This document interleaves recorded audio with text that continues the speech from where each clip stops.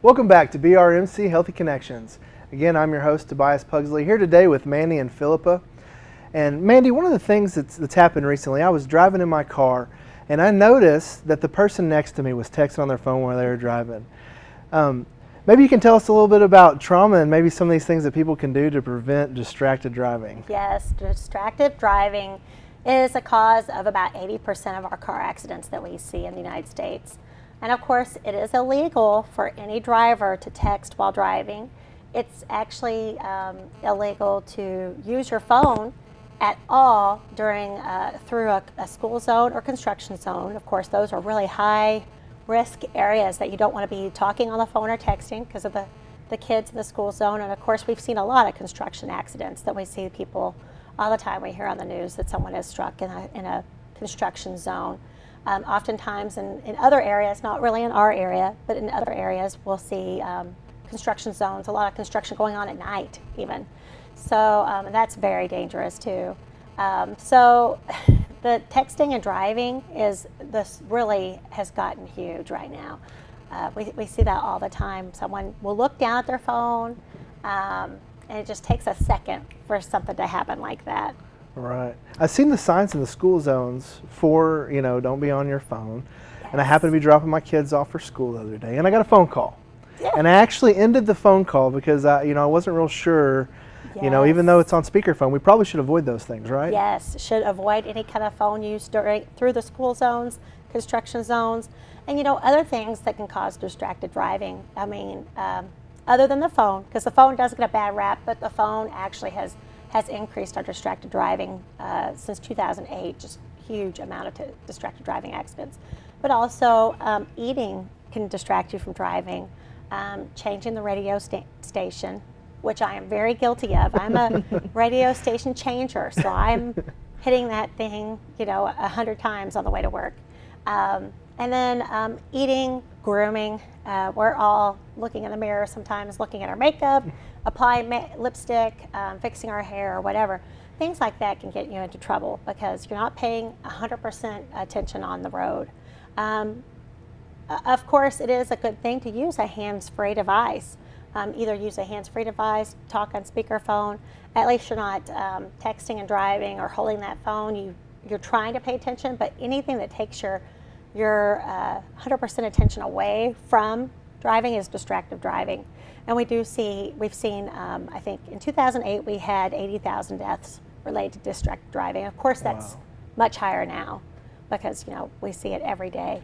That's unbelievable. So as a parent of maybe some of the parents of teenagers out there, what are some tips and things that we can tell our teenagers that maybe prevent them from doing that? Because I would think that they would be a little more guilty of this than maybe some of us adults. It is. And we've gone to the schools some, and we're going to get back to the schools again. Talking to the kids early, because those 16 to 19, I have a 19-year-old, those 16 and 19-year-old kids, it's hard to reteach them and to make them stop. But really getting in there early and talking to our kids young, before they're even driving, and I know that sounds silly, but making our kids be the designated texter now, that will keep them in the habit of not texting and driving. So that's something that I do with my 8-year-old. Now, she might send a funny text, but, and some funny emojis, of course. And I'll have her call, somebody back if I need to. That's handy, and of course it makes them feel very big. But that teaches them good habits for the future. When they get in the car, they know they're not going to text and drive. So really, we're trying to get out to the younger kids, 12 to 14, start hitting home and talking, having these discussions with them, have them take over the cell phones in the car.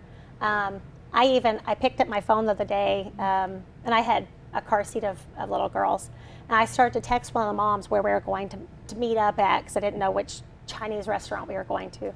And one of the little girls said, "You're not texting and driving, are you, Mandy?" Oh my goodness, no, I'm not. Thank you for the reminder. I handed the phone back to them and I said, "Text your mom and have her meet us at such and such place." So that was a good thing that those kids start cueing in onto that too. Absolutely. And teaching them early. There are apps on your phone that you could put on your kids' phones, that they can't, whenever you're driving, they won't get a text and they cannot send a text whenever they're in a car. But of course, those are certain apps you can get. I think AT&T partners with people really well. They have a It Can Wait program. Oh, wow. It's huge. And of course, whenever we go to the schools, we show them videos of families that have lost their kids. And a lot of these videos are actually from our area. I think there was a girl from a Missouri town that had been texting and driving and had her car accident and died. And then it shows, a gentleman that had a bad car accident also and had died texting. And it showed their last text message that they sent. And it never was anything very important or life-changing. And of course, that text message causing that accident had changed everyone's lives. So it's just kind of a really surreal video that we show the kids. It's not graphic or anything, but it's really heartbreaking to watch that. So even though, it makes me cry every time. I go to the school and I show it and I cry. Yeah. But as a mom, you think, I don't want my kid to ever do this. So my 8-year-old is probably better than my 19-year-old. My 19-year-old kind of grew up texting and it was a newer thing. And so I catch him all the time texting and just, just makes you mad as a hornet. Have to get on it. But that's an excellent tip, though, kind of really just leading by example. And, yes. And having that kid send that text message, I could see where that could really start to change their behaviors and habits as they get older. Yes, yes. It's kind of like with the seatbelts and the texting. It's how you're raised and kind of forming a habit of putting on your car seat, your seatbelt, sitting in the car seat, not texting. Those type of things teaches those kids as they grow up. I know we always wore our car seat. Wasn't even an option. We didn't think anything of it. We buckled up and just went. So my son didn't think anything of it. Now the other day he wasn't wearing his, and he said, "Well, I didn't think it was the law in Arkansas because we're from Missouri." So I told him then, I said, "Yes, it's law, and it's your mother's law in every state in the United States. And mother's law reigns supreme." Yes. And mom's law reigns supreme. That's right. So my word, I said, I've raised you better. I'm a trauma program manager. How would it just rocks my world whenever he doesn't do that. Another thing I see kids do a lot is they'll get into the vehicle, and the first thing they do is they throw that old shoulder strap behind their back. How dangerous is that from the perspective of trauma? It really is, because that mechanism actually, prevents them from striking anything in front of them. So that's huge. And whenever it's behind you, it's not really doing its full job. And of course, some cars have airbags and some don't. Those are there, people turn off their airbags and things. And I understand if you have a child in the front seat, you do not want an airbag. Of course, children under the age of 12 really should be in the back seat. And I think that's actually a state law too. Children under 12. Under 12? Yes. Okay. And I know, we used to fight over who got in the back seat, right? Right. So it's a really important thing that they sit in the back seat because, of course, the airbags, things like that, and you'll see more injuries to the front seat drivers than you ever will in the back seat. Yeah, I can see that. Yeah, so the seatbelt behind them is not helping at all. I can see that, definitely. Yes. So some of these prevention things that we've talked about, some of the classes, the balancing, if somebody wanted to get more information on that, where would they go to find those dates and times? They can call us in the trauma office. Our phone number is 870-508-1151. Mandy and Phillippa will answer any questions. We'll come speak to any group that you want to speak to. And then also you can get dates for the SIS class, the Matter of Balance class, any classes that we have coming up. Excellent. Well, thank you so much, ladies, for being with us today.